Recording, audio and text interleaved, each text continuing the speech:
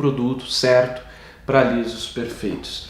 E eu quero começar falando sobre a história de onde surgiu a progressiva. Por que de onde surgiu, Felipe? Porque se você entende de onde surgiu a progressiva, de onde veio, e um pouco da história do desenvolvimento desse tipo de alisamento, você vai entender o que eu vou falar em seguida sobre os tipos de progressiva. A progressiva surgiu provavelmente no Rio de Janeiro, no começo ali dos anos 2000. Tudo indica que alguém resolveu botar formol nos cabelos por lá. E aí, o que aconteceu foi que o resultado foi um efeito liso. O que se percebeu é que o formol ele tem o poder de alisar o cabelo, né? E durante todo o processo, né, isso daí estourou, todo mundo começou a fazer, né? A maioria, o Brasil inteiro começou a fazer, até gente de fora, até cabeleireiros de fora começaram a querer também usar isso fora do país. E aí, qual era a explicação que encontraram na época? A explicação que encontraram na época era que o formol formava uma película no fio de cabelo, né? Ele enrijecia as cutículas, entre aspas, como se fosse o processo de fazer uma maçã do amor. Sabe a maçã do amor? Aquela maçã que é a maçã por dentro e aquela crosta brilhante, bonita, avermelhada, que é basicamente calda de açúcar. Mas, enfim, acreditava-se que era assim que o formol alisava, né?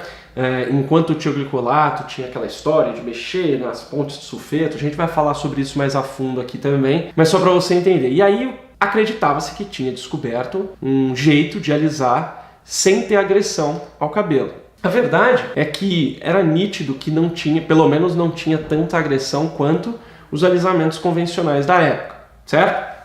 Mas o que aconteceu foi que a toxicidade do formol é tamanha que a Anvisa, né, os nossos órgãos aí reguladores, decidiram que era melhor proibir o uso de formol como agente alisante. E ele até é usado ainda em alguns cosméticos, como conservante, uma concentração bem baixa, que não tem o poder, ele não tem o poder de alisar com essa concentração tão baixa.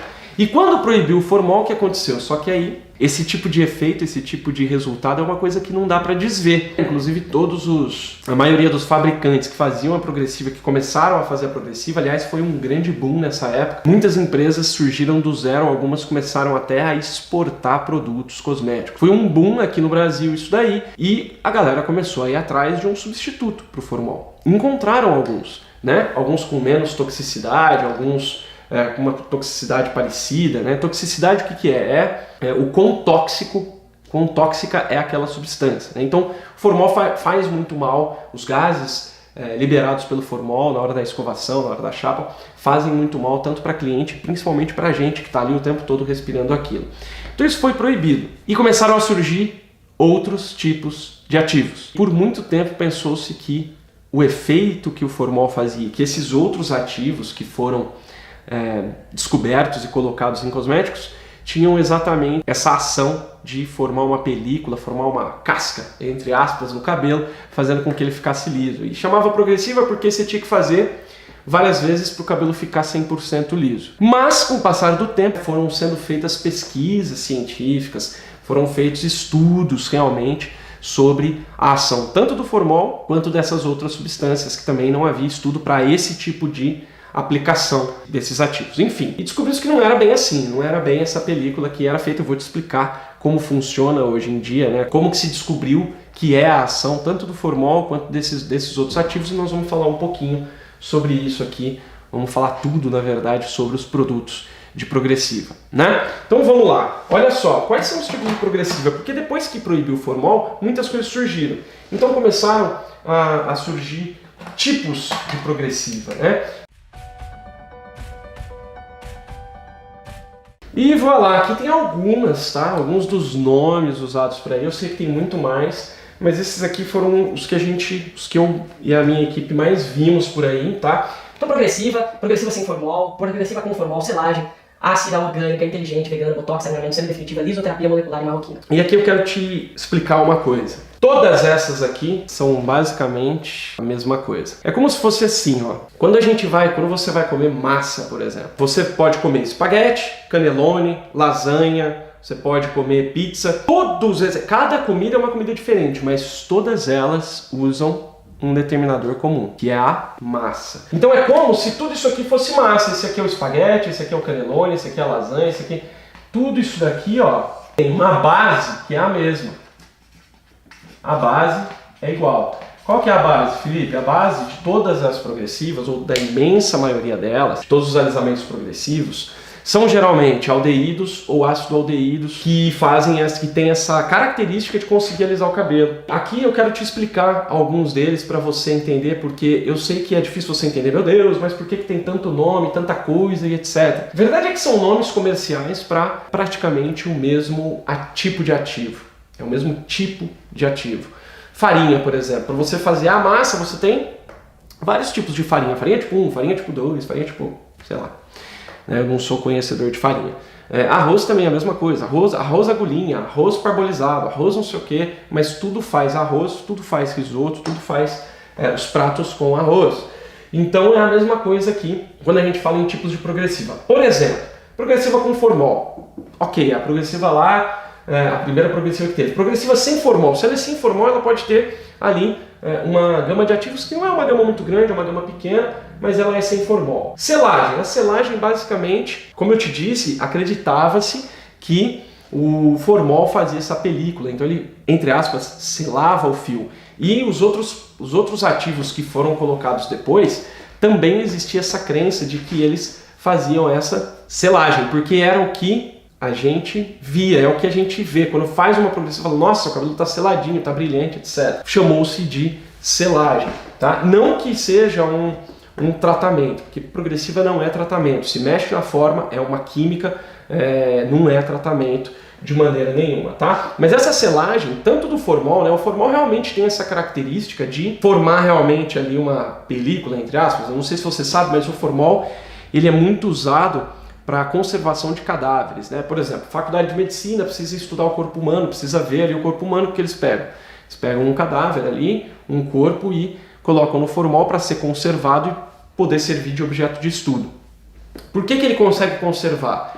Justamente porque ele forma como se fosse um filme mesmo e isola, né? Por exemplo, a estrutura orgânica, né? Que toda forma de vida é uma estrutura orgânica, protege ali a estrutura orgânica para não apodrecer, né? Para não vir os micro-organismos que vão fazer a carne apodrecer.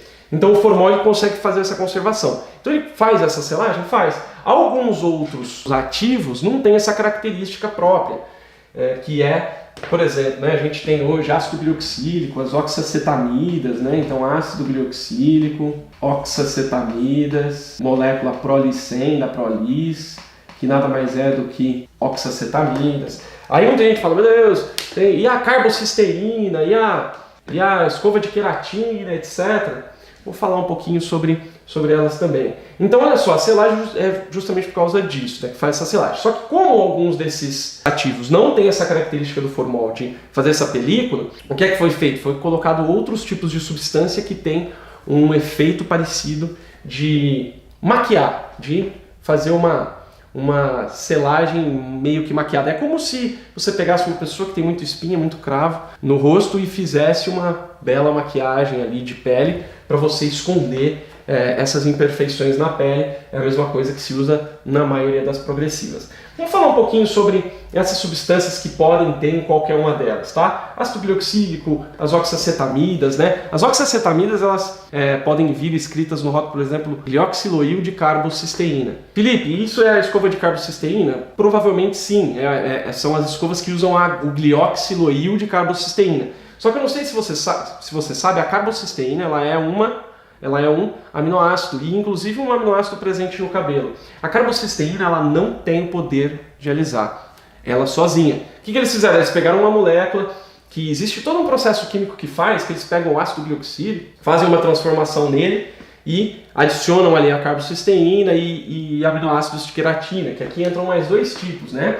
A de carbocisteína, que a gente esqueci por aqui, e a escova de aminoácidos, olha só. Tem aminoácido? Tem carbocisteína? Tem. É ele que alisa? Não. São eles que alisam? Não. É uma associação da carbocisteína e dos aminoácidos da queratina com esse glioxiloil, que é um derivado, digamos assim, é uma coisa que é feita a partir do ácido glioxílico. As marcas, elas fazem a propaganda de modo que a gente pensa que o que alisa é a carbocisteína, que o que alisa são os aminoácidos, que o que alisa é a creatina. E não é. É uma associação ali de ativos que faz isso.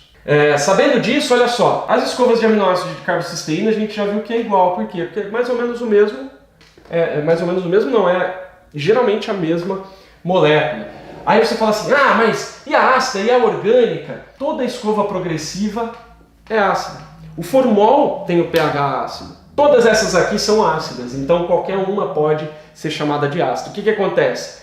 Estavam vendendo escova progressiva. Escova progressiva não estava vendendo tão bem, porque algumas pessoas tinham preconceito e tal. Aí foram lá e falaram assim, bom, vamos dar um outro nome, porque aí a gente consegue vender de novo. Aí foram lá e inventaram a escova de carbocisteína. Veja bem, é o mesmo produto, é o mesmo ativo.